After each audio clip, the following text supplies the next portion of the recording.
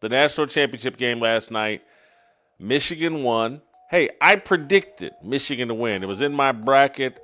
That was my pick, but that was not enjoyable. Michigan nor UConn could hit a bucket, couldn't hit threes. 69-63 final score. Michigan, I believe, averaged 87 points this year, could only muster 69 points. That was a brutal basketball game, and it concluded a brutal NCAA tournament overall, and I'm talking about men's and women's. The women's Final Four was a disaster and was highlighted by Gino Auriemma screaming at Don Staley, and the men's Final Four was highlighted by Michigan winning a dud of a national championship game. Hats off to Bill Raftery, hats off to Grant Hill, hats off to Iron Eagle for selling that game last night. They did a good job of ignoring the fact that no one could hit a three, that no one could score the basket. They covered that up and didn't alert the audience to like how brutal that game was. But any of us watching was like, is this really what college basketball is at this point? Michigan with a bunch of players that no one knows or will remember. It's an all-transfer portal team. The entire deal. You wonder why Michigan fans and the television networks won't let go of the Fab Five? It's because they're the only basketball players we can remember from Michigan because of what they did 30, 40 years ago.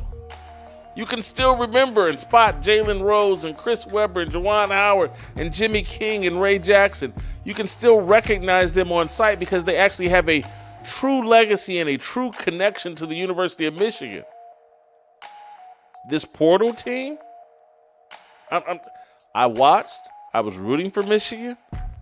My bracket challenge needed Michigan to win, but I didn't know any of these guys. And we'll forget them by tomorrow.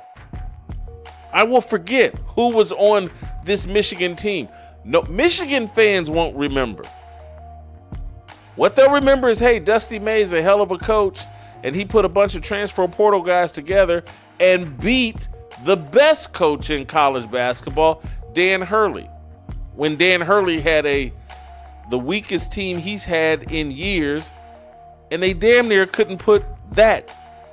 I think UConn was a second seed, couldn't put that second seed UConn team away when UConn could not drain a three for the longest stretches. And so when I think about like what has been done to college athletics through this transfer portal, through name, image, and likeness, there's no one that can argue that this is better. And I know many of you are, what about Indiana football? That was magnificent, Jason. You loved that, and I did, and a lot of us did. And the ratings for that were very good. But the Indiana football team, that was a portal team too. And football's different. Guys got to stick around for 3 or 4 years. And so there is some sort of connection. But this portal era of college sports, this era of player empowerment, it is a disaster. And we saw more information, more proof of that last night. That was a bad championship game. That will not be remembered the way Fernando Mendoza running into the end zone and knocking off Miami. This basketball game won't be remembered that way. Only thing people are going to remember is that UConn covered the spread and you won or lost money on that. And you're going to remember that Dusty May put a clown suit on Juwan Howard and proved that Michigan was right for getting rid of Juwan Howard. Here they dumped Juwan Howard, and here 2-3 years later they're winning a national title. It just proves how uncoached and how poorly led the basketball program was under Juwan Howard. But that is it. That is it. Nothing of any consequence happened other than a big, bright smoke signal went up. Hey, man, we got to fix college sports. We got to quit burying our head in the sand because, hey, my fantasy team did well. Oh, I hit my parlay. my teaser came through. This whole gambling deal that we've attached our enjoyment of sports to, not the competition, not the connection with the players, not the narrative and the story with the players. It's now just, hey, man, I won some money on that. And hats off to those of you that won some money on that. But for us old heads that remember, like, these games used to be meaningful. We used to watch young guys develop into superstars, and we'd sit there and be enthralled like, man, I wonder what Larry Bird and Magic Johnson are going to be like in the NBA. Were you sitting there thinking that about anybody that you saw play last night? I mean, seriously, it's just a few hours later, and I'm struggling. Caudell, I remember the light-skinned guy for Michigan. I remember him. Mara, I believe, some 7'2" guy for Michigan. I remember him, but I won't by Wednesday or Thursday. Won't be able to spot him in a police lineup. The Mara guy's kind of unforgettable because he's like 7'2", but what are we doing? On UConn's team, there's a kid named Caravan who I remember him just because he's got a unique name, but I couldn't spot him in a police lineup. The Braylon Mullins, the shooting guard, the kid from Indiana, I'll remember him because I'm from Indiana and it's such a unique story. And the shot he made to get them into the Final Four was so amazing. But the rest of it, the rest of these guys, holy cow. I'm just like 12 hours away from that game and I don't remember who they were, and trust me, neither do you. And neither will anybody else. And there was a time when I'm telling, this was the launching pad for superstardom. Now it's the launching pad for overvalued kids to make a bunch of money and play a brutal brand of basketball. It really does accentuate the skilled coach, not the program builder, not the great recruiter, because recruiting really has nothing to do with this. You just purchase players. It's like only basketball. You just purchase whatever player you want. Anyway, before I'm just taking a dump on the game and ruining everybody's parade and ruining everybody's fun. Jay Skapanik's going to join us. The Korean Kosel's going to join us. Maurice from Keep the Vision is going to join us. You remember him. I bring him on when I want to talk a little WNBA, and I want to talk a little WNBA because Angel Reese got traded, and I want to talk about it. So we got all that going on. I also want to congratulate, before I forget, Gary. You got to reach out to me via email at fearlessblazeshow@gmail.com. Gary won our bracket challenge. 636 people signed up. Gary had nailed the championship game. He had Michigan knocking off UConn, and he scored, I think he scored 158 of the possible points. Finished with 100. I think he had, am I reading this right? I know he won because I'm looking here at the bracket. Gary, reach out to me via email so we can get you your $1,000. Congratulations, Gary. Gary's game-changing bracket.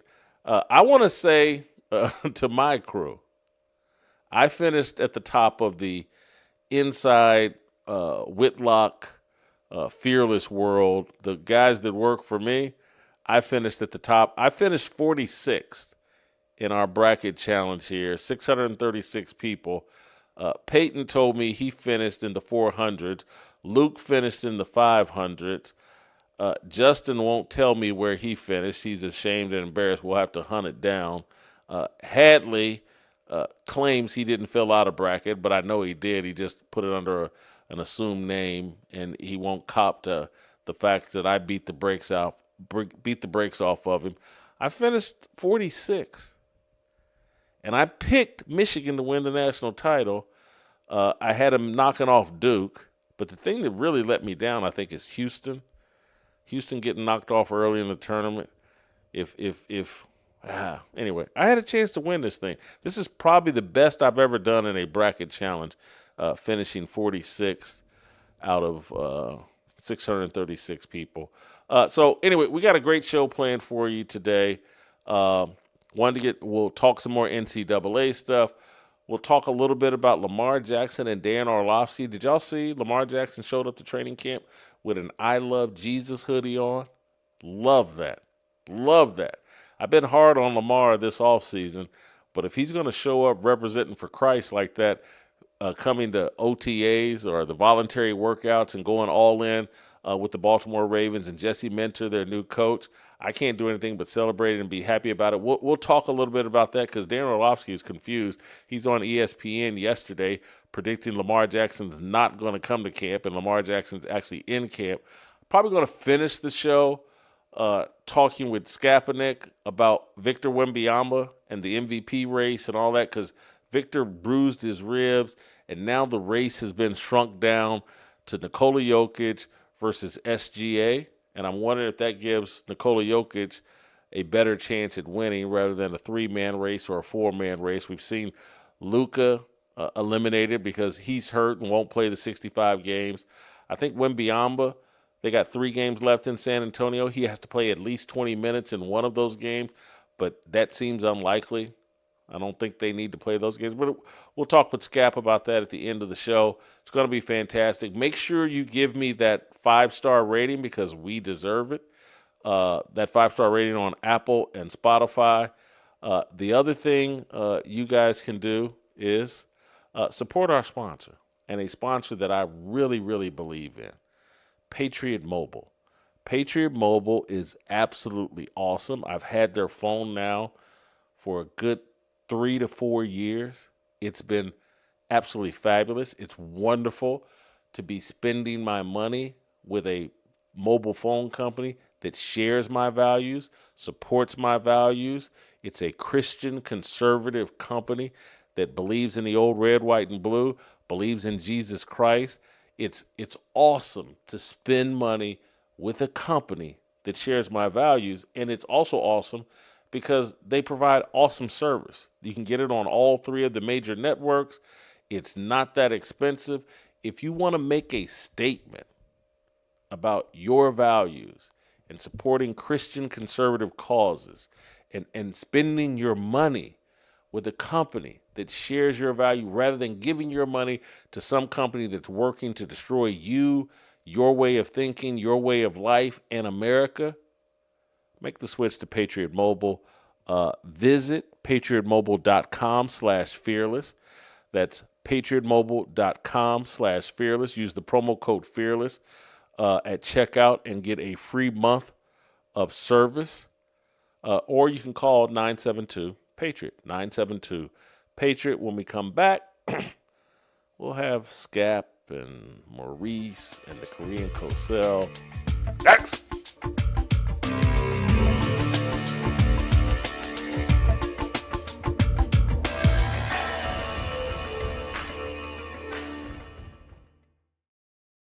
And I loved my conversation with Cam Newton, but here's what I need Cam to understand. And this is how this all fits into this greater understanding I'm trying to give people. It's like Cam talks about being relatable to the culture. Men don't want to be relatable. They want to lead. When you have as much talent physically in the sport, as much charisma, personality, good looks as Cam Newton and some of these athletes, you want to lead. You don't want to be relatable. Michael Jordan never spent a moment. How can I relate to the culture? Michael Jordan led the culture and said, hey, here's my shoes, go wear them. Here's my shorts, t-shirts, here's my brand, here's my apparel, go buy them. I'm not consulting with the culture. I'm going to lead the culture.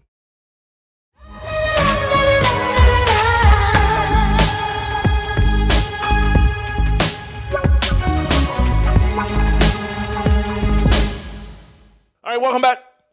As promised, we're joined by, of course, the Korean co-cell, Steve Kim, Jay Skap Attack, and for those of you that remember last season during the WNBA season, Maurice from Keep the Vision's going to join us today.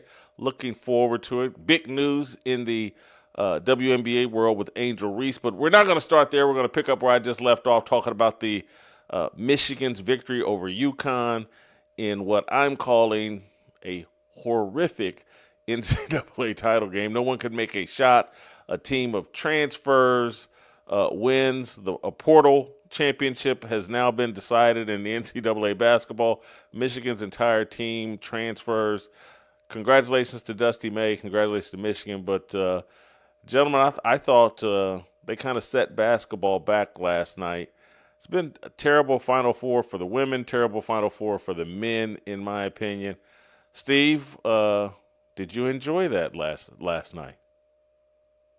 Well, I mean, did they play the beautiful game like the UCLA women's team? I mean, that's a high stand. Skap, that was for you, and I'm kidding. All right, that game was awful. Guys, where have you gone, Glenn Rice? I get it. And Jason, to your point, I do wonder, because that 89 team of Michigan will always be the best Michigan team of my lifetime. Won the national title, probably had about 7 NBA guys. Glenn Rice put on the best 6-game tournament I have ever seen in my life. Romeo Robinson, Terry Mills, Sean Higgins, Loy Vaught. But I remember before that tournament, Steve Fisher got the job because Bill Frieder tried to run out and say, hey, let me coach this team before I go to Arizona State. And what was the famous words from Bo Schembechler? Gentlemen, I want a Michigan man to coach Michigan. I wonder, are these Michigan men, does this, I know it counts, but I do wonder for Michigan diehards, is it the same as 89? No, it's not the same as 92 and 93, and that's why they won't let go of the Fab Five. Seriously, the Fab Five is more famous than Ramil Robinson and the guys that actually won a championship. And it's, I get it. I was there. I covered them. The connection and the celebrity that those guys had within Ann Arbor, within the state of Michigan, was incredible. Chris Webber stayed 2 years. Juwan and Jalen stayed 3 years. Jimmy King and Ray Jackson stayed all 4 years. The connection's really deep, and that's why I think, no one's bringing in Terry Mills and Loy Vaught for these national championship games that Michigan keeps playing in. They keep going back to the Fab Five. And I'm telling you, last night it crossed my mind. Skap, I'll throw this to you. It crossed my mind like, are we done with excellent college basketball? And I know the ratings were good in the previous round, and maybe the ratings will be good for this game. But a group of transfers for Michigan win the national title, and the game is sloppy and unmemorable. I mean, I'm telling you, I came away with just kind of a negative feeling like, man, we've destroyed this beautiful game. Yeah, I mean, Jason, unfortunately for college basketball, both the women and the men's side, the ending matters, right? Like the ending of anything matters. The ending of any story, TV show, movie, speech, like it's the lasting memory that we all take with us. You need a good ending, a compelling ending. And the final four for both the men's and the women's were total garbage, culminating in a terrible final game. And that's unfortunately going to matter, I think. And unfortunately, maybe for college basketball, this is just the new norm moving forward. There was really nothing compelling about this game tonight. Steve, in yesterday's show, indicated that he watched an 8-minute highlight of the women's stuff. I wish I would have only watched 8 minutes of that game tonight because it was a snooze fest. I would like to just highlight one thing, though, Jason, and I would like a little bit of credit. To end the show yesterday, you asked me who I liked in tonight's game. I said, I like Michigan, but I would take the points with UConn. I nailed it. You asked, and I couldn't remember who told me that, but I thought about it when I was watching the game last night. Well, they only won by 6, and I think the line was 7.5. And I said, somebody told me that yesterday. It was you, Skap. Congratulations. Maurice, Are we all old fuddy-duddies here, or was that enjoyable last night? That was a hard watch. Congratulations to Michigan. I love the Fab Five, so I don't mind seeing the Fab Five, but that was brutal to watch. I can list a million things I'd rather do. That was like watching paint dry. I would rather go outside and kick fire hydrants with no shoes on than to watch a basketball game like that. It was ridiculous. I mean, UConn could not throw the ball. Couldn't throw a rock in the ocean in the second half. And the product is getting really, really bad. A lot of these guys that we are seeing in these championship games aren't the actual NBA prospects that we're even going to be paying attention to a few weeks or a month from now. And this is what happens when you got a bunch of guys that are 24, 25, 26 years old, still hanging around college basketball, transferring every 6 months, using COVID years, all types of stuff. It's a lot of nonsense now. Dudes are getting paid and just going here and going there. I'm pretty sure a lot of the people in the stands that was rooting for Michigan can't name 6 players that was on the actual roster, to be completely honest with you, because these guys just come and go with the win nowadays. So it's definitely changed a lot, and that was bad basketball to watch.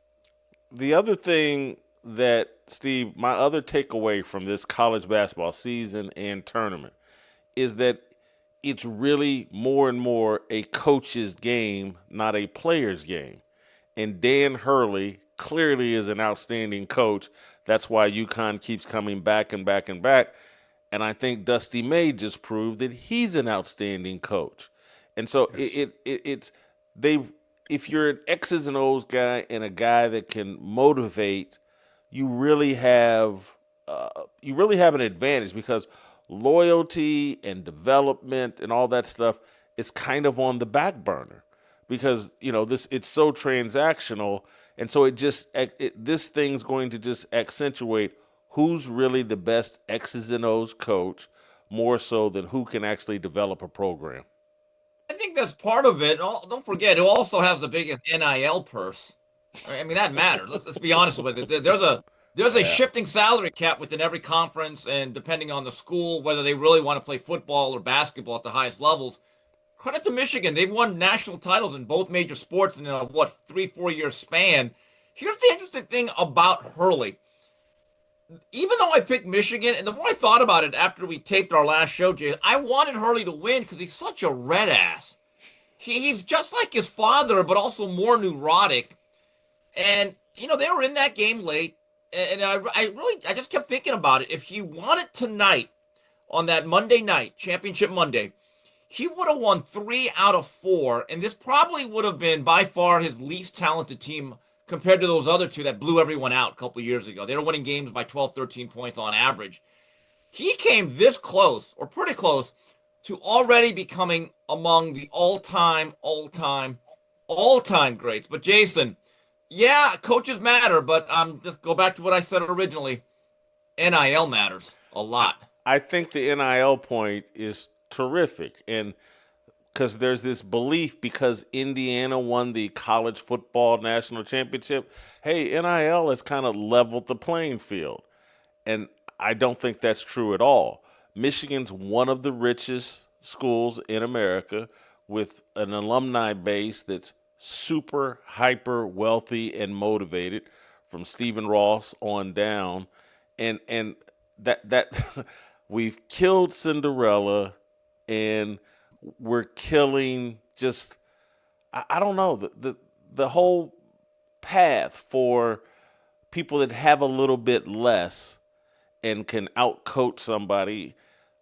That whole thing is gone. The Big Ten has the most money, it appears to me, of all the power schools that play football and basketball.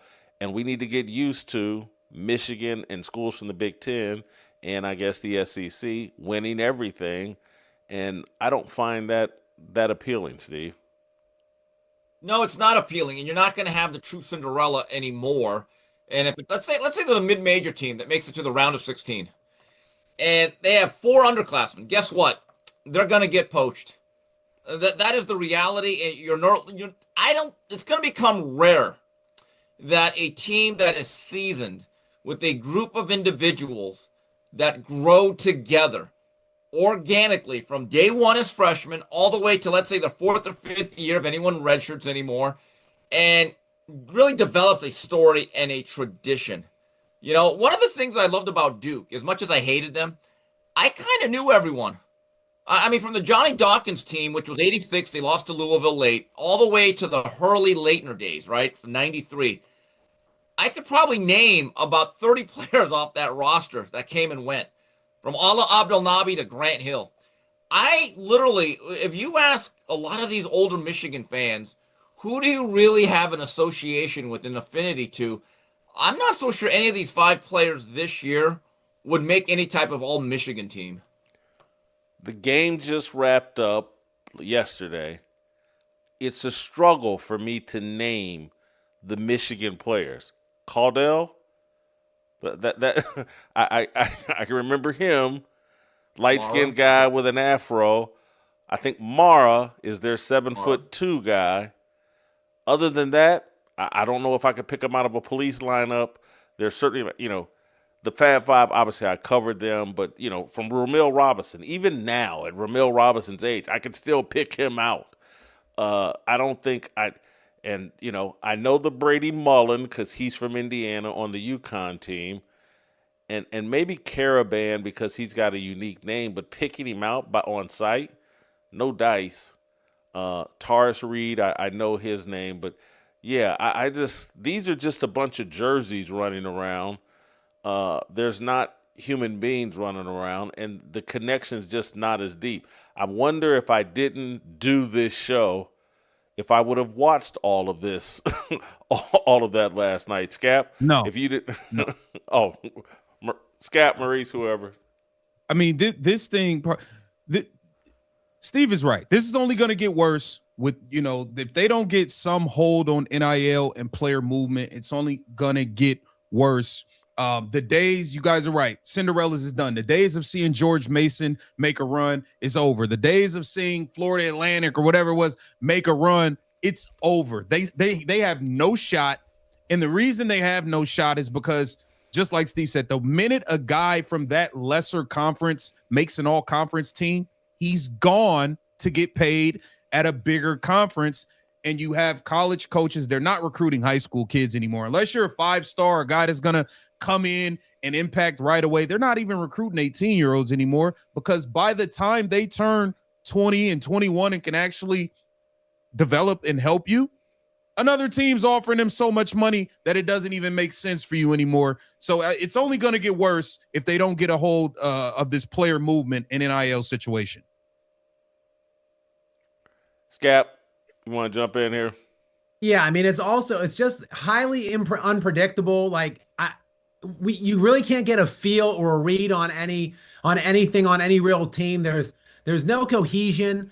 It's either we see a lot of mercenary now teams that are making runs. To your point on Michigan, it's essentially going to be all about one of two things: like how much money do you have, how many players can you recruit and pull through the portal, or how many of these elite blue chip high school kids, one and doneers, do you bring in to make like one single season run?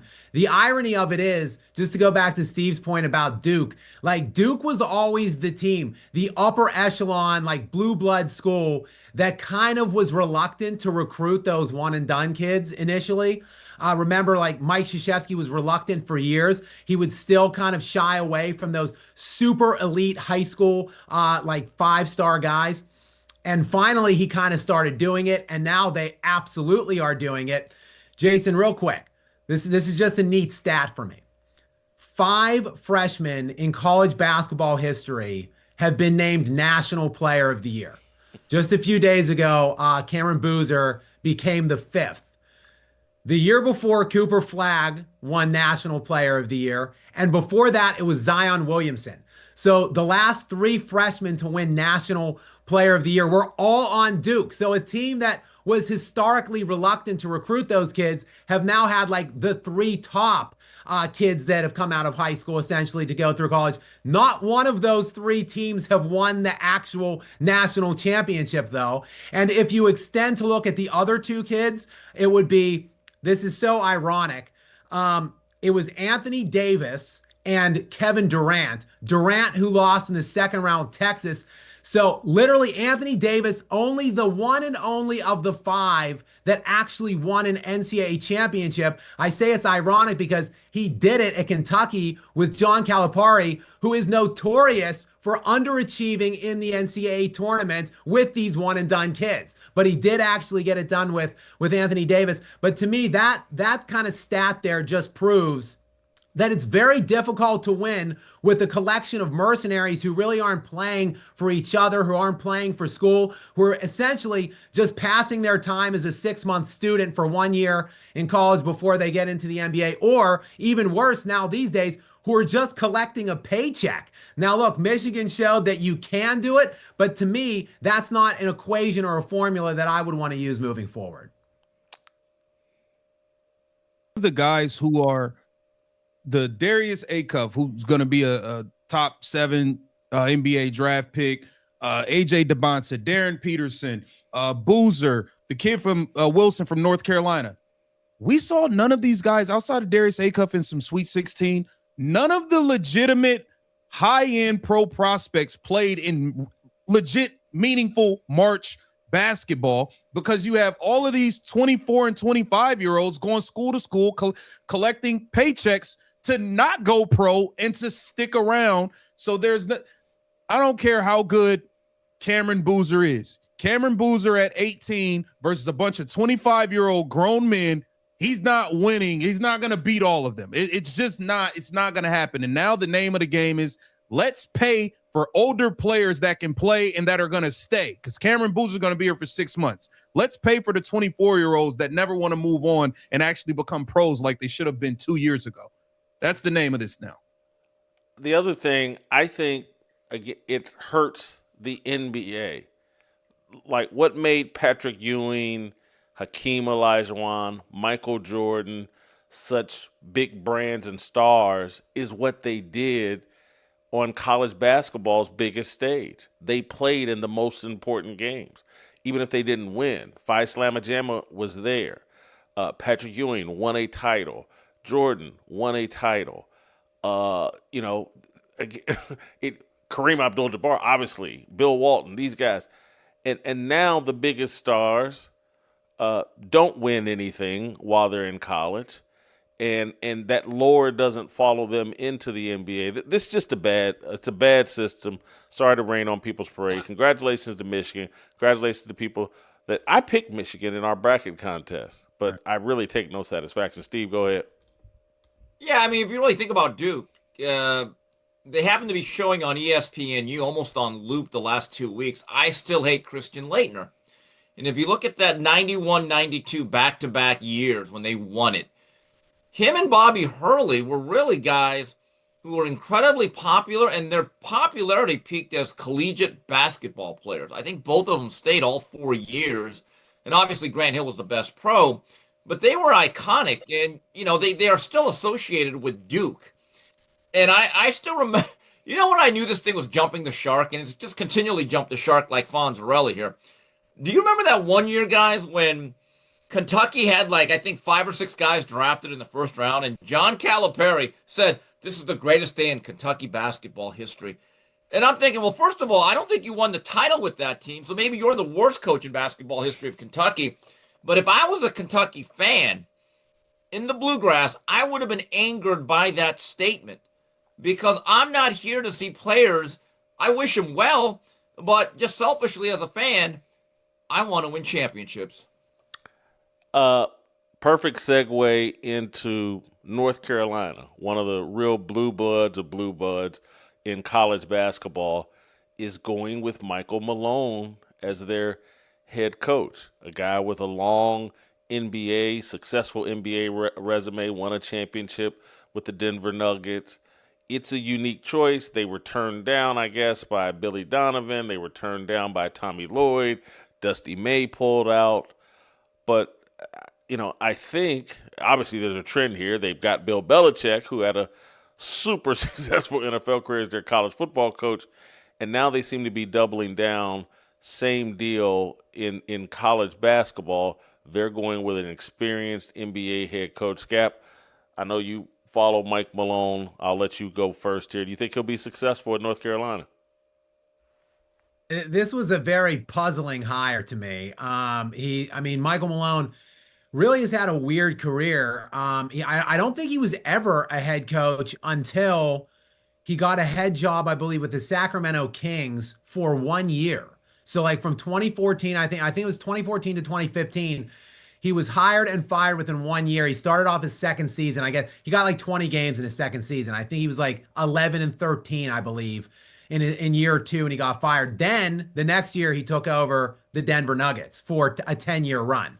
And it's hard to say, Jason, whether that was a successful tenure or not. You can make a case that it was very successful because the Denver Nuggets front office is one of the most horrifically run in the entire sport of the NBA. It was arguably the worst front office for the tenure of Michael Malone. So you could say him winning one championship there was maximizing what he had.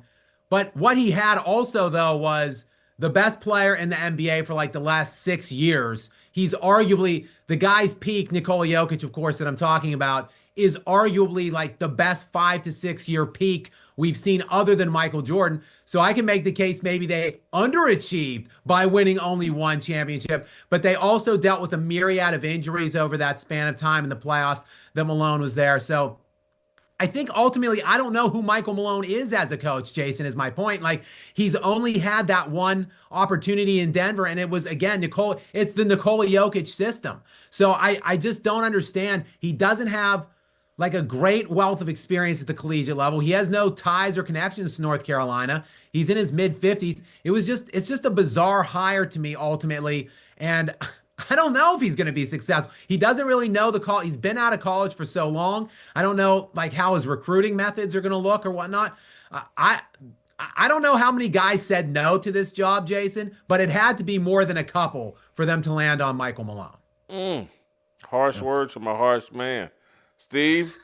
You know, from what I recall, and I'm with Skap, I have no idea. To say that I do, I would just be guessing, but I give UNC credit for this. I remember for years, and I know you remember this, Jason, to be the Alabama head football coach, you had to have some sort of tie into Bear Bryant. Didn't matter if you played coach, if you were the water boy, if he cut your hair, or if you were a neighbor, if you lived on his block, unless you had some sort of tie to the Great Bear, it's almost like they didn't want you. Well, Nick Saban worked out well. What I remember about UNC from Dean Smith, it went from Coach Guthridge to Roy Williams. Matt Doherty, you're leaving Roy out. Williams, they had some players. They've had a few players, then Roy Williams, and another player like Hubert Davis. I give them credit for saying, you know what? Okay, we got to go outside this incestuous pool, what they call the Tar Heel Mafia. Let's see if this works. But like Skap, I have no idea if it will be successful or not. I think, and Maurice jump in here, but I think if college basketball hadn't changed so much, if it hadn't become so transactional, so transfer portal dominated, and now, because again, what I expect Michael Malone to do is do what Brad Underwood's done at Illinois, and he's going to look for talent overseas. And so college basketball has changed so much that the value of having a Tar Heel guy just isn't there anymore. Maurice? I agree. And to your point, Jason, the one thing I do believe about Mike Malone, I believe he can coach the game of basketball. To Skap's point, front office in Denver hasn't been great. He's made things do. I mean, he dealt with Arturas Carnicelli for a guy that just got fired by the Chicago Bulls. He dealt with that guy for a long time, and he's awful. He just got fired. So Mike Malone, I believe, can coach the game of basketball. But I think a lot of the legacy acts of men's college basketball and coaching, they don't really want to deal with this. John Calipari is used to dealing with one and dones and roster turnover. A lot of the guys you even seen in football say, hey, man, I don't want to deal with this. I'm not used to this. I'm not used to dealing with young guys with money. If there's one thing Mike Malone is used to, he's used to dealing with snobby athletes that have money already. And I think a lot of coaches who are already in the college system prior to NIL, they don't like to deal with it. It's a big change. And I think it kind of helps a Mike Malone who's used to continuous roster turnover, dealing with guys with money and ego. And I think the one question I would have is about recruiting. But as we just talked about, the money is the recruiting. If y'all are going to pay, you can get him good enough players. And I believe he can coach them up. I think the constant turnover, I think he'll kind of be used to it because the NBA is constant turnover, guys coming and going. Some guys don't care to be there. They're just there to collect their checks. He'll be used to it. So I think maybe he has a decent shot to do okay. I think he makes – go ahead, Skap. The odd thing is, though, quite frankly, Michael Malone in Denver had a team that really wasn't like the typical NBA team. Right? Like he didn't have much turnover. Nikola Jokic was drafted, I believe, in 2015 when Michael Malone came on board. And that was the guy the whole time. Jamal Murray was drafted like a few short years later. They drafted Michael Porter Jr., who stayed Aaron Gordon. Malone's whole tenure. They did trade for Aaron Gordon, but like the main core players were pretty much always the same with Denver. And one of the things that they were noted for most, their front office, is that they never did anything. They went like 3 years in a row without making a single trade, like at any point of the offseason or regular season. And this is my final point on this.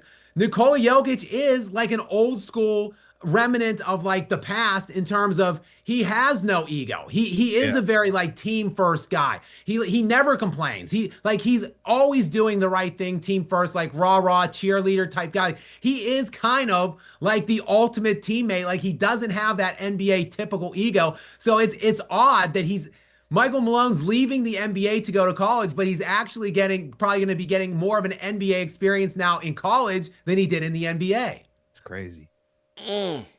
That's a really interesting point because I was about to go, Steve. I was going to agree with Maurice, like, hey, these college athletes have leverage. NBA players have leverage, and it's more of a negotiation from the coaching standpoint. But Skap raises a hell of a point, is that this guy was paired with the right superstar who said, man, I'll make this analogy. It's almost like Belichick and Brady. You had the right superstar to partner with Bill Belichick, and now here's Mike Malone with Jokic. Although he couldn't win as many titles, they did have success. That Belichick seems to be struggling adapting to the college deal. Mike Malone may have the same struggle, Steve. Well, keep this in mind. In the NBA, say what you want about the diva-esque quality of their players, but in theory and in reality, you have multi-year contracts.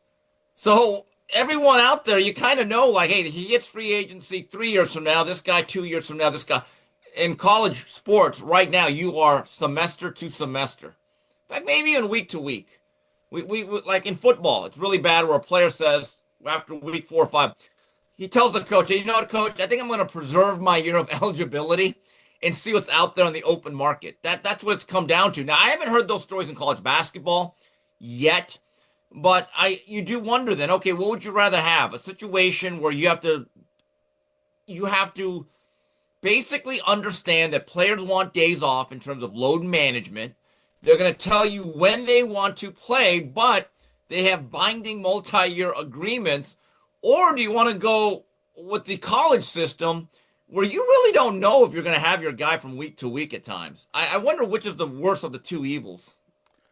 I know go ahead, Mike Malone, you better figure it out quickly because there has been some teams, University of Miami, their coach came in and turned things around quickly. Virginia came in and turned it around quickly. Louisville coach came in and turned it around quickly. John Shire at Duke has gone 70-7 in the last 2 seasons. They're right up the road, and that is a rivalry. You're not going to get a bunch of time to figure this thing out, buddy. You better figure it out fairly quickly. Steve, I want to ask you a follow-up, and just because I know you're most passionate about college sports. From this national championship game we just watched with Michigan and its transfers winning and the game being sloppy and no real connection, to the conversation we're having about college basketball and just a change. How long is this thing going to be left unfixed? Everybody knows there's a problem. And I give ESPN credit like they've been having the discussion. Jay Billis has been in some pretty interesting conversations with John Calipari and just people on ESPN. They're having the discussion, but no one wants to talk about, hey, how do we fix this? Maybe because, I mean, the gist of what I'm hearing from Jay Billis is like, hey, there's nothing wrong here. The athletes just are getting paid. Deal with it. I think that's buried head in the sand. And it made me think about, remember last week or 2 weeks ago when Doug Gottlieb tore into Jay Billis and basically said he's responsible for this mess? It's made me reevaluate that and just think like, how long are we going to see an obvious problem in college sports with no solution? I think there is a solution. And people, it's kind of like the elephant in the room, and I've been saying this since day one. And you don't need summits. You don't need all this new legislation. Let's go back to this one rule. You transfer, you sit out a year. Okay, and you got to be hard line about it. I'm sick of people saying, well, the first one should be free. No, it should not. Let's go back to the old rule. And if you sit out and you're not playing, you don't get NIL. See, where I do disagree with people, though, NIL should be capped. Really? If it's true NIL and it really is about a name, image, likeness, and you're like that Livy Dunn at LSU or Caitlin Clark during her days at Iowa, if you have unlimited endorsement opportunities, no one should cap it because that's what NIL was intended for. But going back to my original point, you transfer, you sit. That's it. And you get 5 or 6 years at most to complete your college eligibility. That's it. There you go. Problem solved. Maurice, is it that simple? Does that solve the problem? I think it will help. I definitely think, number one, like, we talked about having an actual connection with the school and the players. You got to limit some of this movement. And I think forcing guys to sit out would limit some movement. And the NIL is such a broad thing now because it went from, endorsements and companies wanting to buy into players to universities just cutting crazy amounts of checks for players now. Like, that's not NIL. To my knowledge, when this NIL thing was coming out, it was, hey, people want to pay. We got a company over here. They want you to be a representation of their business. You could do this with them. They pay you. Whatever you work out, you get paid. It went from that to, oh, well, which school has the biggest check? I think you have to find a way to put a cap on this. I got to be on it. You got dudes getting Bronny James made like $7 million or something at US. I mean, it's insanity now, man. It's insanity, guys. I do think some sort of player salary cap is a necessity, but, call me a Why are you laughing, Steve? Well, Jason, it's funny. I'm reading. So I read Raw Recruits from Armin Katayan and Alexander Wolf about 3 weeks ago. And this is about the late 80s, early 90s basketball scene. And the thing that hit me was guys were getting paid then. So when all these Jay Billis types were like, these players weren't, they were paid. It was just under the table. And by the way, that system was merit-based in the sense that you had to be a really good player to get paid. Yeah. Now, honestly. But the other thing was, they used the term a couple times for a couple programs, slush fund. Yeah, those things exist today. They're called collectives. And every major college program has what they call a collective. Mm-hmm. And it's the same thing. Nothing's really changed all that much except the player movement. And I kind of agree with Maurice. It would help. Nothing's going to eradicate everything. But if you told young men at age 18 to 21, hey, if you transfer to this school, you cannot play a whole year, their perspective on time is a lot different than older people. A year to them is a lot longer. And if you told them, hey, you can't do NIL or receive any payment in that stretch, I think guys would think twice about moving to another university. And Jason, I think the cap, my point, I believe there should be a cap because now you have too many guys hanging around university to university. It's like the guy that never wants to grow up. Okay. You have guys who have graduated 2 years ago, still playing college basketball, refusing to move on because and they'll football, make more. Carson Beck, but go ahead. Yeah. Bro, you graduated 2 years ago. What are you doing here? You know what I mean? It's like they'll make more being a 25-year-old college 6th, 7th year senior than they'll make being a 5th round NFL draft pick or a 2nd round NBA draft pick. So there's no incentive for them to even want to go pro anymore. These guys want to hang around forever. Skap, you want to jump in?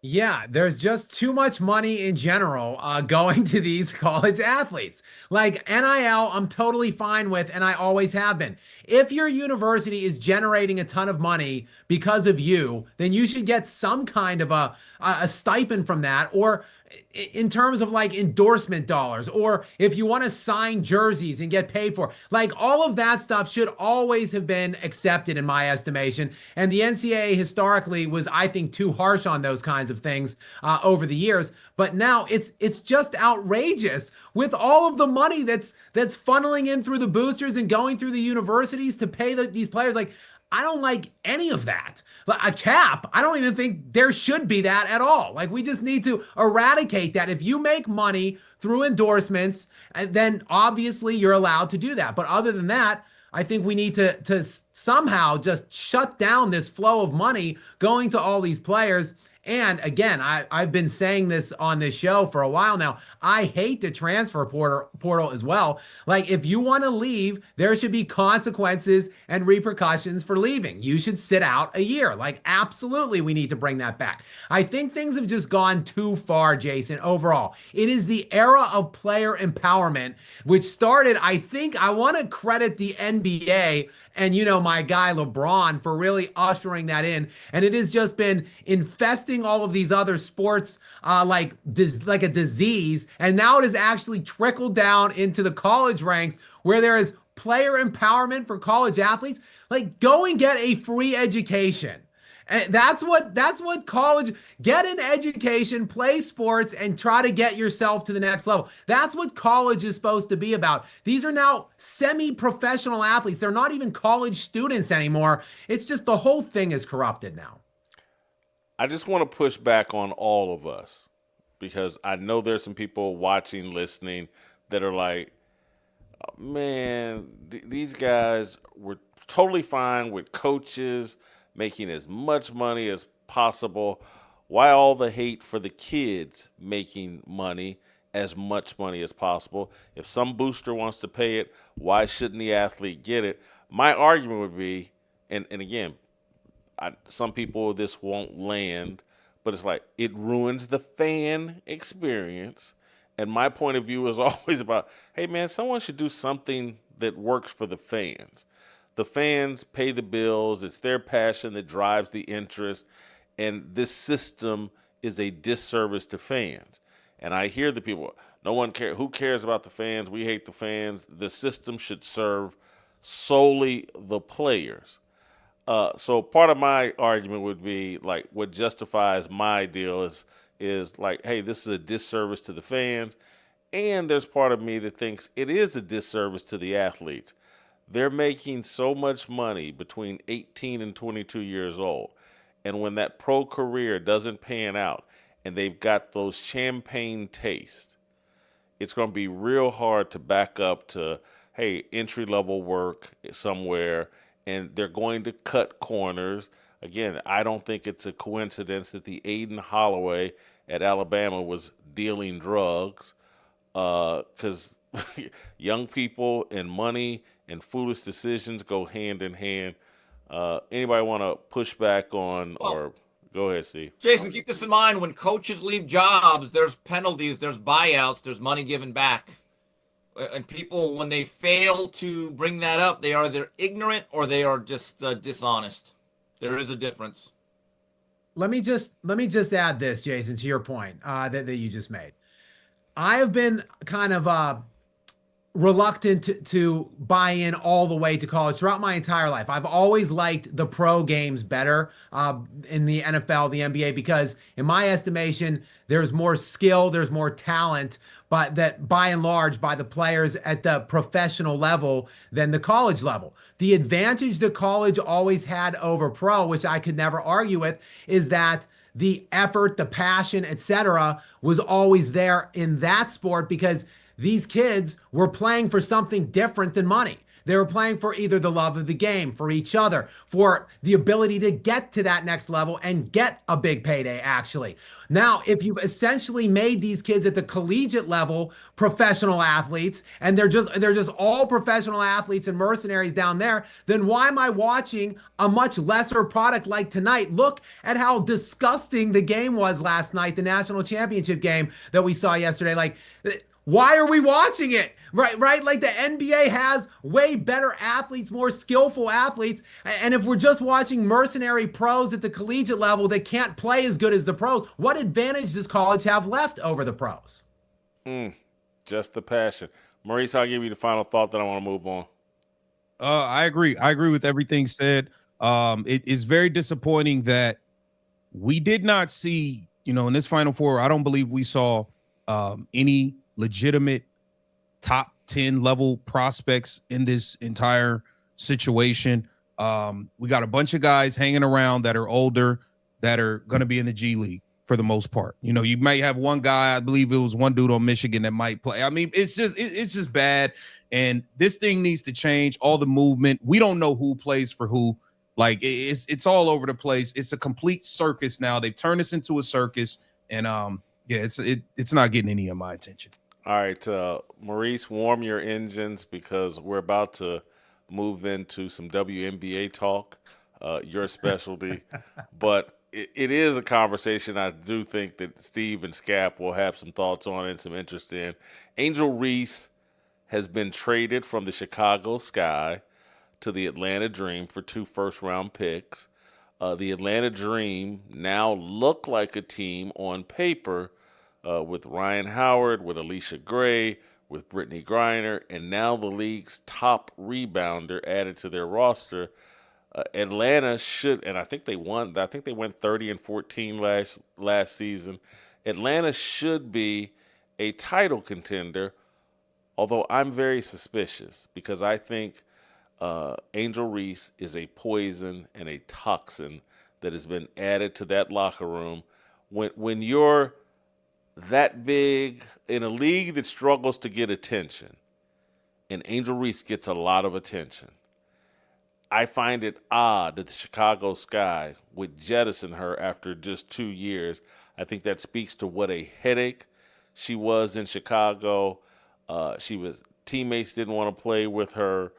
Coaches couldn't corral her. She was out there doing her double-double routine while the Chicago Sky were actually trying to win games or run an offense, and Angel Reese was just out there chasing stats. Steve, I'll start with you. Maurice, keep warming your engines. You'll be the expert on this. Do you think Angel Reese will adjust her play now that she's playing with some those 3 players I'm talking about, particularly the 2 guards, are all-star level players. Brittany Griner's at the end of her career. Not sure if she's still a real all-star caliber player, but do you think Angel Reese will adjust her approach, attitude, and style of play?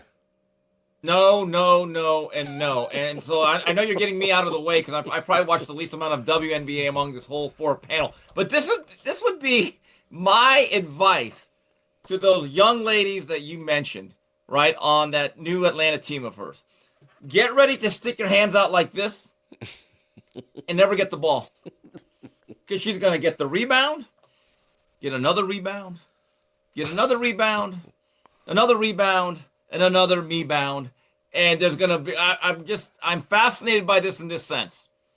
And Skap, I'm going to watch some highlight clips of Atlanta starting this season. I'm going to watch the body language of those teammates when that happens. There, that's it. That's my spiel. Skap, you got a take on this? Yeah, Jason, I want to know because I, like Steve, have watched at least 8 minutes of highlights of Angel Reese. And I got to be honest with you, I struggle to even use the term highlight. They're more like low lights. She can barely make a layup. And in fact, she doesn't make layups most of the time. How putrid is this product, Jason and Maurice, because you two obviously watch more than Steve and I, that this woman warrants 2 first-round picks? Like, what? Are you kidding me with that value return for Angel Reese? Man, that's a fleece job if ever I've seen one. And Jason, I'm with you. She is going to be the locker room team cancer. I think whatever they had going last year, that's just going to go down the wayside now with Angel in the locker room. There's never been a team at Maryland, at LSU, and the Chicago Sky where she didn't have some sort of locker room problem with her teammates. People don't enjoy playing with her. Maurice, I do think this has a chance to be different because of her competition with Caitlin Clark. She's being offered, I wouldn't call it a layup, but she's being offered a chance to play on a team that's a championship caliber team. And if she can get a WNBA championship before Caitlin Clark, that's really going to enhance her brand, give her some standing around the league. And I think that opportunity may, for a short term, bring out the best in Angel Reese. I think Angel Reese, listen clear. You better take full advantage of this opportunity with the Atlanta Dream. Okay, you are playing with Ryan Howard and Alicia Gray. They are all stars, 20-point per game scores. All you have to do is be the role player that you were born to be. This thing in Chicago was a complete clown show. We got to be completely honest about what took place, Jason. In year one, you and Teresa Witherspoon were sabotaging games so that you can go out there and collect double-doubles while you're down 45 points. You're in the game with 20 seconds left, trying to get double-doubles because you're dying to compete with Caitlin Clark. Kennedy Carter didn't like it. She took a fall for it because she got upset with you about it. Marina Mabry demanded out. She didn't want any part of the circus act. Year two. Oh, and you also quit on the team in year one. Year two, it was even more of a circus. Oh, we're trying to play Angel Reese at point forward. Complete clown show. Whose idea was that? That was awful. You quit on the team again. They suspended you for a half for conduct detrimental to the team. You warmed up, and then when it was time for you to play in the second half, you refused to go in the game, and then you refused to suit up for the remainder of the season. You quit on the team, and the same day as the final game, when your back's apparently hurt, which is why you have been sitting out, you're on a private jet on the way to Vegas twerking and having a ball as if your back never hurt it. You quit on the team. You threw Courtney Vandersloot under the bus, and she had to get on camera and respond to you. You threw Ariel Atkins under the bus. Nobody wanted to deal with you. And you know how bad Skap, Steve, you guys tell me a sport. Tell me any sport where a player in their first 2 years in the league made the all-star team or a Pro Bowl, their first 2 years. She's about to be an Olympian, and they get traded before their third season. You can't. That's bad. That's how bad of a locker room cancer she was. That does not happen. In 2 years, you were a two-time All-Star and you're about to be an Olympian, and they traded you. Skap, they traded her. Atlanta's going to be good. Those picks aren't going to mean much. It'll be like the 13th, 14th pick. You're not getting nothing there. Most of those picks don't even make the team. They traded her for a bag of Cheetos. They wanted to get rid of her so bad. Angel Reese, I see a lot of people from the Atlanta area chanting it on. Oh, Angel, welcome home, welcome home. I hope some of you keep it real about the disaster she played a part in causing in Chicago. Skap, Steve, is there an NBA analogy for Angel Reese in terms of someone that young and talented that's just that much of a headache? And maybe it's not even NBA. Maybe it's NFL. That someone shows that much time, because her rebounding is a real thing, and but is just so much of a headache that they just gotta get rid of them. Is there? I've never seen anything like this. I've never seen this at this early of a stage of a career. No, I would not think, because if someone is generally that. Look, allegedly this talented, again, I struggle to use the word talented and Angel Reese in the same sentence, but if the rebounds are that good, I guess I should say, if she's that elite, a level of that, generally talent gives you extra opportunities to succeed, right? Like a lot of people get second, third, fourth, fifth chances based on their level of talent. So the fact that the trade has happened after only 2 years is, I would struggle to find some kind of a parallel to that. I don't know. Even looking into other sports, Steve, what do you think? Yeah, I mean, to what Maurice said, I mean, Andre Rison was part of a package when he went from Indianapolis to Atlanta or whatever he went to, right? He got traded, but that was part of a package for the #1 pick. I can go a little older. And let me just talk about the team dynamic and how. Hold for 1 second, they had Steve. the- Don't lose your thought. Don't lose your thought. Yeah. But you just referenced Indianapolis to Atlanta in football. Think a little bit harder. Jeff George? Right, but that wasn't that early, though. I think, wasn't it Fourth his year. fourth or fifth year? Fourth year. Right, and he actually had pretty good success with June Jones with that run and Yes, shoot. he did. Now, in terms But of no one basketball ever doubted, and I dynamic- love Jeff George. And Jeff, if you're watching, I got No, to do the you? show. I love Jeff George. You But do. but Never knew no that. one ever doubted Jeff's ability as a quarterback. And when the Colts traded him, they knew. They were like, this is the best arm in football, and we're sending him to Atlanta. Anyway, let me just stop there. I love you, Jeff. I will Here. draw 2 basketball analogies, and I know the age is different, the years. The Detroit Pistons in '89 had a decision to make. Adrian Dantley was an all-star level player, but he was kind of a black hole. And they said, you know what, we kind of like Rodman because he does a lot of other complementary things that help the team, and it ended up being the right move, right? I remember my Lakers, when they won the title in '85, they brought in a really good veteran by the name of Maurice Lucas, had a great career. He didn't understand with the Lakers, he was going to be a role player, and it just did not work on or off the court. So these things are interesting. The issue with Angel Reese, to be dead serious about this, is that does she realize for her game to flourish within that team structure, she has to understand this phrase, less can be more. I think without question. And I'm telling you that there's a survival instinct in Angel Reese. She's that I think she may surprise people here, Maurice. I really do. I think that this is too grand of an opportunity because if it doesn't work, she's going to get blasted. They won 30 games last year, 30-14. If they back up from that, adding her with the outside shooting, the guard play she didn't have in Chicago, that's a really bad look for her. Yeah, I think they have all the pieces to compete with pretty much anyone. All she has to do is not get in the way. Just rebound and pass it to who you're supposed to pass it to.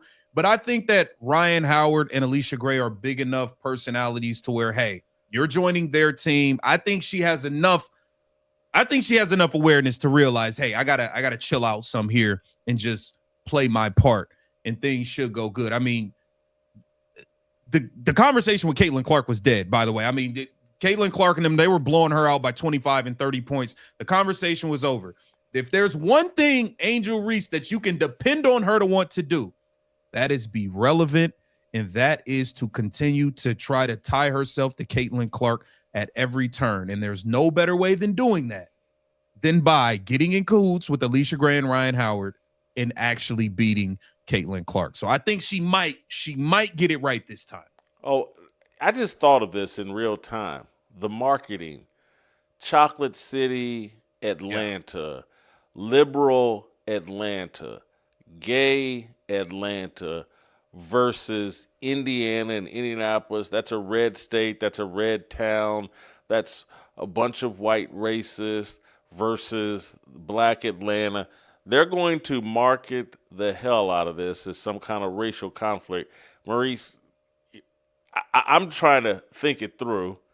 Like, on paper, if Indiana returns Kelsey Mitchell and Aaliyah Boston and Sophie Cunningham, who has the better team on paper, Atlanta or the Fever? I think I think you have to see how, because as of right now, Aaliyah Boston is the only big that the Indiana Fever would have. So I think we have to see what they bring in, because they don't have enough size to compete with Atlanta right now with Bree Jones and Brittany Griner and Angel Reese.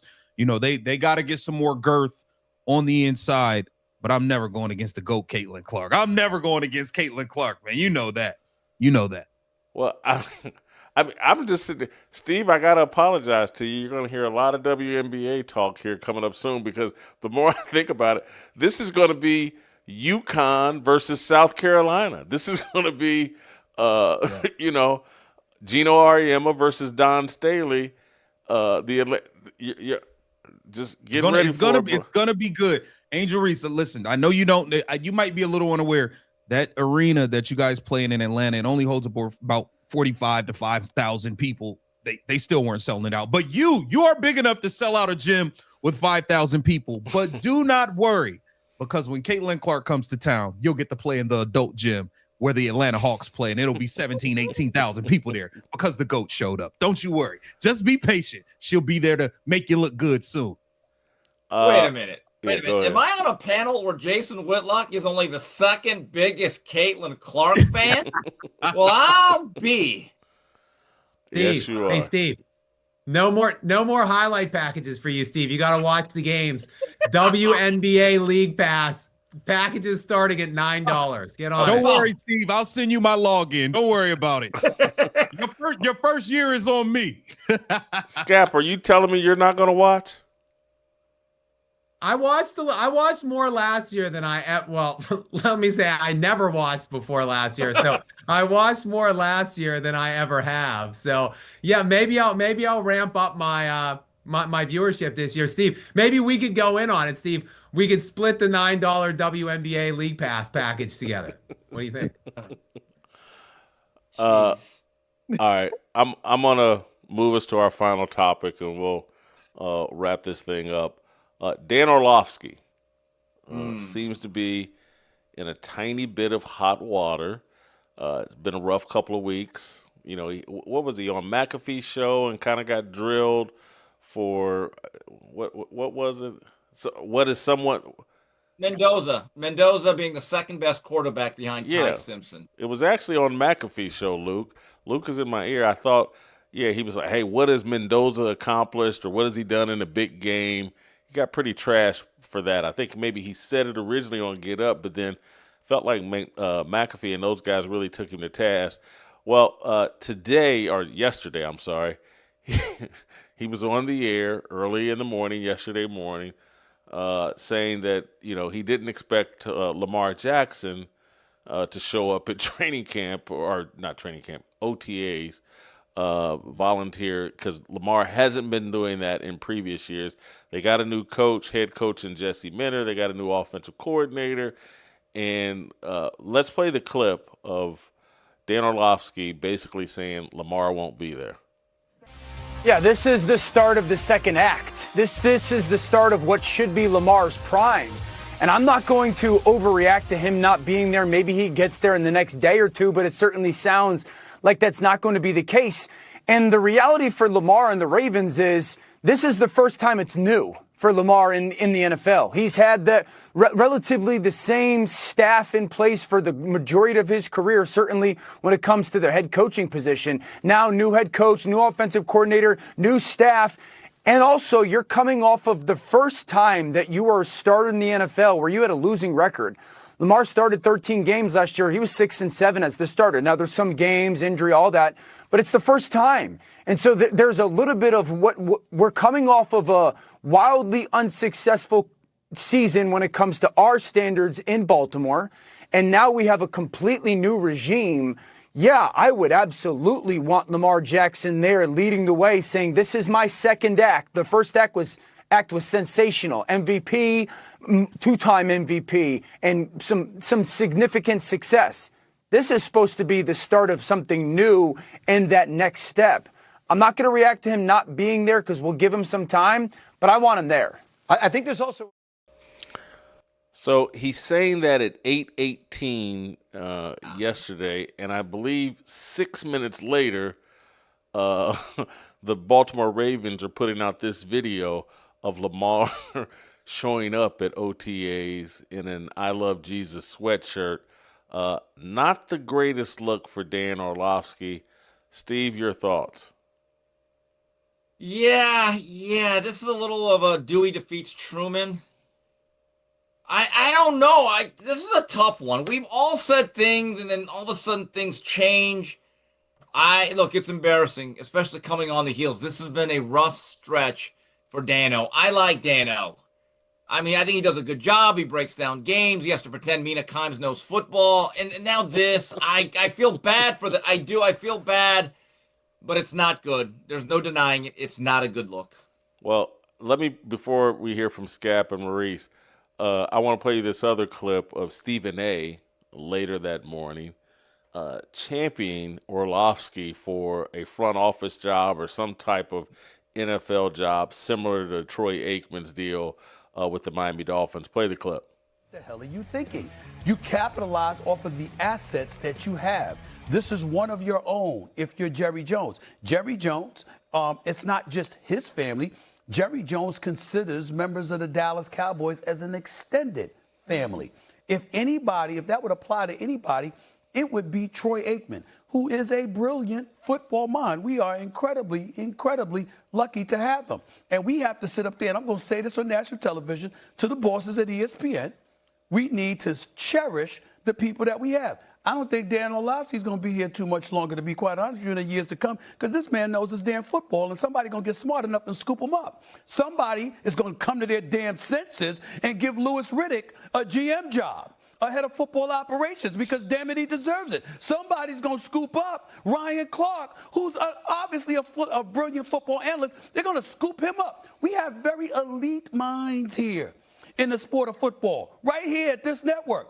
And if you're Jerry Jones, damn, it's one of your own. When you click on the TV, where do you not see Troy Aikman? How the hell do you let him go to the Miami Dolphins? The Miami Dolphins, when you haven't won a Super Bowl championship since 1996, when Bill Clinton was president, okay?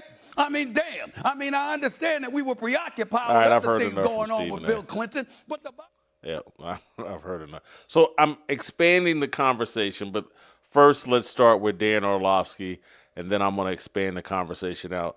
Skap, you got any defense here for Dan O? I'm not a big fan of Dan Orlovsky. I really never have been. I see Steve doesn't like this take by me, but when I think Dan Orlovsky, there's two things that I think that is most synonymous with him. One is when he broke wind on live air when he was calling. I've done that. That's endearing. Anyway, go ahead. I'm sorry.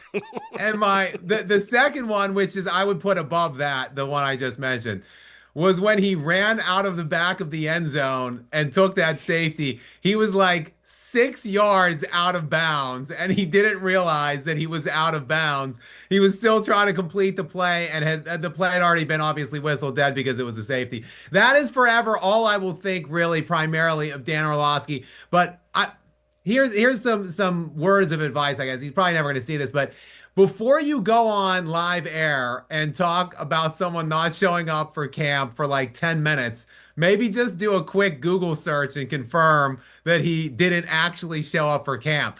I mean, Jay, it's just a terrible look for one of the chief NFL analysts on ESPN to get on and dribble on about that for minutes upon minutes. And then, of course, the footage. Couldn't the production crew have at least gotten his back, though, then after that, and they don't roll that footage? Maybe they could save it for, like, the next hour or something like that? Come on, ESPN. Maurice, thumbs up, thumbs down on Dan-O. I do like his football breakdowns when he actually, breaks down the film. But that was a bad look. That was embarrassing. I don't know, man. You should have somebody in your earpiece telling you, hey, he's there. I don't know what you're doing. Maybe you should. I know y'all be having your phones at the desk. Do a quick Google search like Skap said. Get on Twitter. X has everything first. Go on X and see what's going on. That is embarrassing to be on ESPN on national TV and to talk like that for 10 minutes. And then 5 minutes later, there's video of the man walking into OTAs. It just doesn't get any more embarrassing than that right there. Steve, go ahead. I want to add two things. With Stephen A. Smith trying to play Apple Employment or Apple One, have we not learned the lesson of Matt Millen? I thought Matt Millen was a really good announcer after a really great career, and everyone thought he'd be a natural to run a football team. Ask Detroit what they think of Matt Millen. What about They think he's Schlereth? the worst. So the other thing is, so Stephen A's talking about why didn't Dallas and Jerry Jones scoop up Aikman? Troy Aikman, I don't think has ever forgiven Jerry Jones for jettisoning or pushing out Jimmy Johnson the way he did. Because if you watch any of the documentaries, read the books, he'll tell you the last half of his career was very frustrating because it went downhill. And he blames a lot of that on the decisions made by Jerry Jones. That has been a very, I would say, acrimonious relationship. It is not like Jerry Jones and Michael Irvin, to say the least.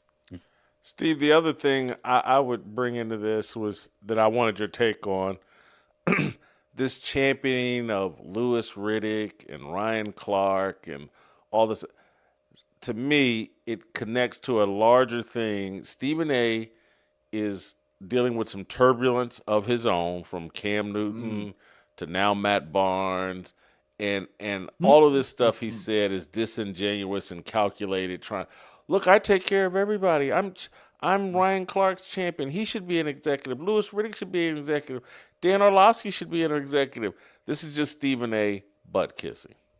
Yeah, it is. And I'm glad you brought that up because I wanted to make a note of this. Late last week, I wasn't on, unfortunately, and you said that Stephen A. Smith was doing The Sopranos. And I'm thinking, that's pretty good. That's pretty good. But I'm just thinking, is Stephen A. actually trying to be Nino Brown? Am I my brother's keeper? I think, and that's the whole thing, is the enemy of my enemy, my friend. And now if I make someone my friend, is that your enemy? Because I see him doing outreach with Sage Steele. But again, Nino Brown, am I Stephen A.'s keeper? That's just my view of it.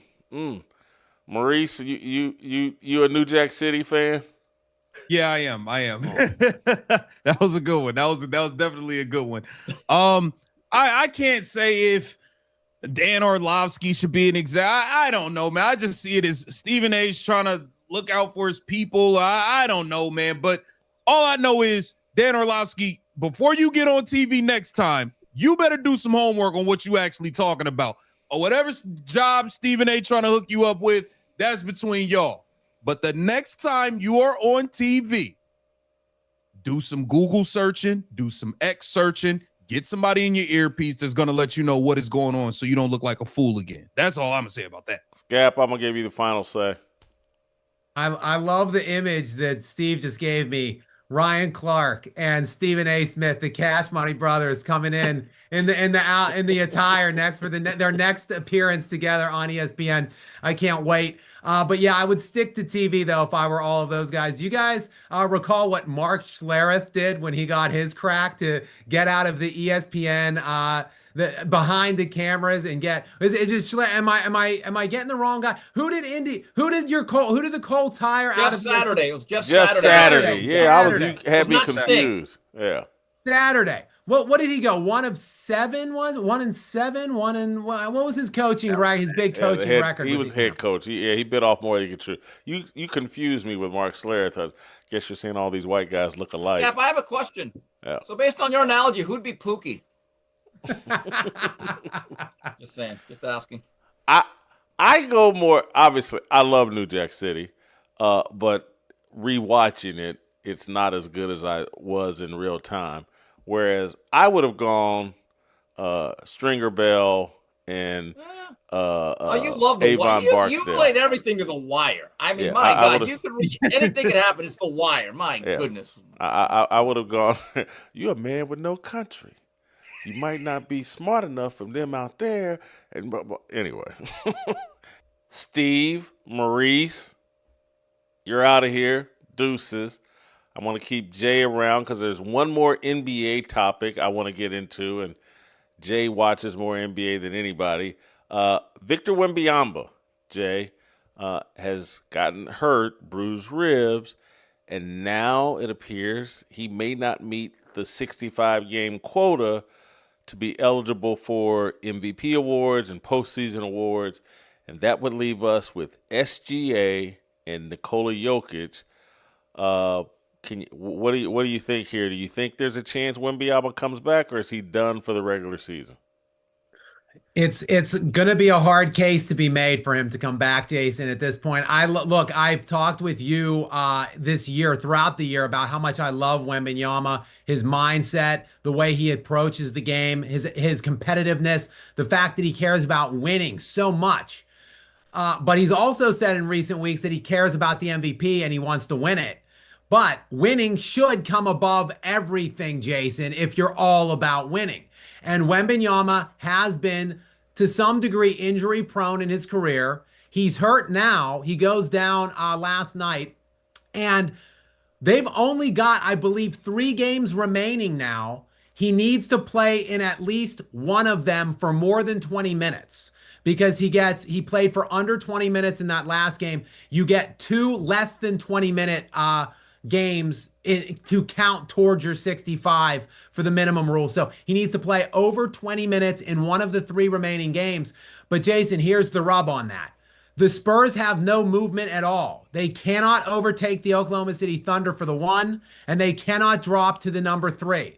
So they are only the number 2. There is no need or reason for Victor Wembanyama to play and to put himself at risk, which would then put the San Antonio Spurs playoff run at risk. If you're all about winning, be about winning. But we're going to see here if Victor Wembanyama really cares solely about winning, or if he wants to get in that whatever he's going to finish an MVP this year and first team All-NBA, which would have been a foregone conclusion, Jason. And here's the other thing. Defensive Player of the Year, he was like a lock to win that this year. He was like minus 10,000 or something outrageous to win that. Again, 65 applies to everything, so he wouldn't be eligible for that Defensive Player of the Year either. I wouldn't blame him if he chose to play. If he chose, hey, I want that recognition, there's probably bonuses tied to it, but also I don't blame him for having a level of pride, even though I hate the word pride, but a level of satisfaction attached to winning these awards. I don't think he can go wrong here. I wouldn't blast him either way. If he chose to force himself into a game or if he set out, I wouldn't blame him either way. The thing I'm equally interested in is, now that it looks like it's SGA versus Nikola Jokic, I know you have been very upset that they're going to rob Nikola Jokic. There was this 3-man race, and they're going to rob Nikola of another MVP. Does Wemby being out, do you think that enhances Nikola Jokic's chances of winning another MVP?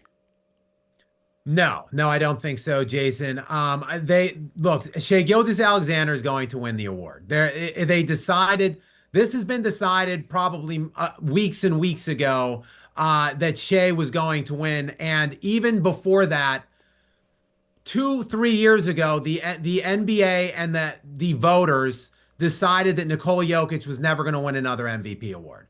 So no matter what he does from here on out throughout the rest of his career, he will never win another MVP. He has hit it. He has been glass ceilinged at 3. Why? My speculation, Jason, my theory is that 4 MVPs puts you in elite territory. There's really not many players all time with more than 3, with just 3, more than 2, but 4 gets you into the upper of the upper echelon of that table, like the very small table of all-time greats. Nikola Jokic would have a seat at that table if he gets 4, and more to the point, he would have the same number as another all-time great that he's playing in an overlapping era with, LeBron James. And I think Nikola Jokic has been better than LeBron James in his peak. So when you look at LeBron's peak of 5 to 6 year run, I think Jokic has been better. And I think there's reluctance and hesitance to give him the fourth one, to get him in the same caliber as LeBron James and those other guys that I mentioned. I think there's only 6 players all time that have 4 or more MVPs, and they're the all-timers, Jason. Kareem, Jordan, Wilt, Russell, and then LeBron, and it would be Jokic. That's it. That would be the list if he got 4, and they're never going to give it to him. After last year, seeing them not give it to him last year, I thought to myself, he's never going to have a better season than that last year, because no one is ever going to have a better season than that last year. And then he eclipsed it this year. And by eclipsing his year last year, this year, he was set to finish 4th. Jason, 1 week ago, when it looked like Luka, Wembanyama were going to qualify for the 65-game minimum, Jokic had the 4th odds-on favorite to win the MVP, like days ago. I checked the odds out. Shea was like minus 300, which is essentially a lock at this stage of the season. Wemby was like plus 300.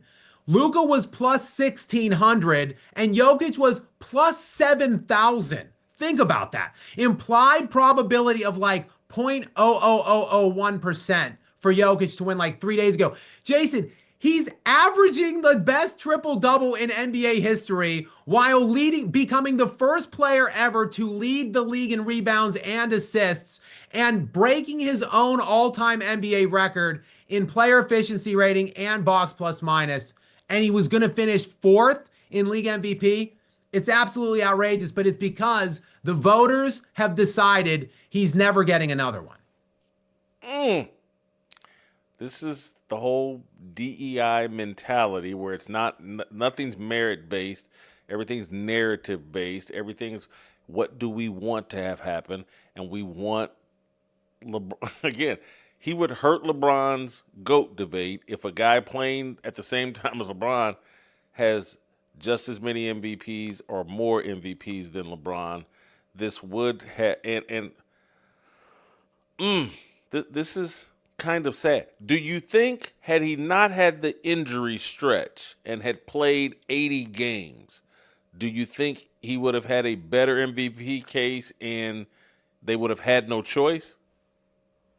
I think in this specific instance this year, probably yes, only because every other guy has missed the games. Like Shea is in the 60s, Wembanyama's in the 60s, Luka's in the 60s. So if Jokic has played more games than anybody in the NBA since he entered the league. So he has played the most games of any player in the league over the last decade. He is the most durable player in the NBA today. He had a complete and total fluke injury. Spencer Jones, his own teammate, stepped on his foot and he pulled his leg back and hyperextended it, and he got a bone bruise on his knee. So he missed. It was supposed to be a much lengthier injury, Jason. At the time he was hurt, he was diagnosed with a 4 to 6 week reevaluation window. So he was supposed to miss at least a month to 6 weeks, then be reevaluated, and then maybe come back ultimately in like 7 or 8 weeks. He just missed a month. That's it. And so 4 weeks to the day he came back. He wasn't right at all. For like the first month he was back, he wasn't remotely healthy for the month of February. And now he's finally back in March, and he's again looking like by far the best player in the NBA. But yes, he didn't miss a single game before that injury, and he hasn't missed a single game after it. So you would think that since he's in the 60s and every other guy was in the 60s, that would neutralize the fact that he missed those games, and just the best guy out of those 4 should win it, which is Jokic. But I think he needed to play the 78 or 80 while everybody else played in the 60s. That would have given him the advantage where maybe the voters could have been like, I mean, there's nothing else we can say. This guy's played like 12 or 13 more games than every other candidate, and he's putting up like the greatest single season averages in league history. So I guess we reluctantly must give him it. That's just my speculation, Jason. They hate this guy so much, though. Maybe they would have found a way around it. Let me ask the obvious question that I'm dancing around. If he were black, would he win the MVP? You know, Jason, I'm not sure what it is. I don't know if it's completely race oriented, or maybe you throw in a little bit that he's foreign, and that there is a bit of he speaks perfect English, but he has a very strong accent. Maybe there's some element of that playing in. I think some of the other thing, and look, maybe race kind of does tie in a way here. He just looks so utterly unathletic. Like he looks so slow, like he can't jump basically. He looks to be laboring up and down the floor, but then he's just unstoppable. So I feel like there is some inherent embarrassment, whether he's white and that enters into it or not. But the fact that I'll throw it in that it is at factoring in that some quote unquote slow, fat white guy is like the best player in the NBA and has been the best player probably in my estimation since the Kobe Duncan era kind of concluded. I think this guy is the best player. That's LeBron, Steph Curry, Kevin Durant, all included. I think this guy is the best of all of them. And I think there might be some inherent humiliation and embarrassment by the league or the writers and the casual fans that it's the guy that's packaged that looks like that is the guy in like the physical peak of the NBA, this era that has been peddled to us, to all of us old school guys, all of us old heads, Jason. Like this is the biggest, strongest, fastest era of all time. Like all these super athletes that would smoke all these former eras of players. But this is the guy, this guy is the one that is cooking all of you and has 4, 5, 6 league MVPs. Yeah, I think there's some part of the voters and the fan that doesn't want to see that. Skap, thank you. We'll see you next time. Thank you guys for watching. We'll see you tomorrow.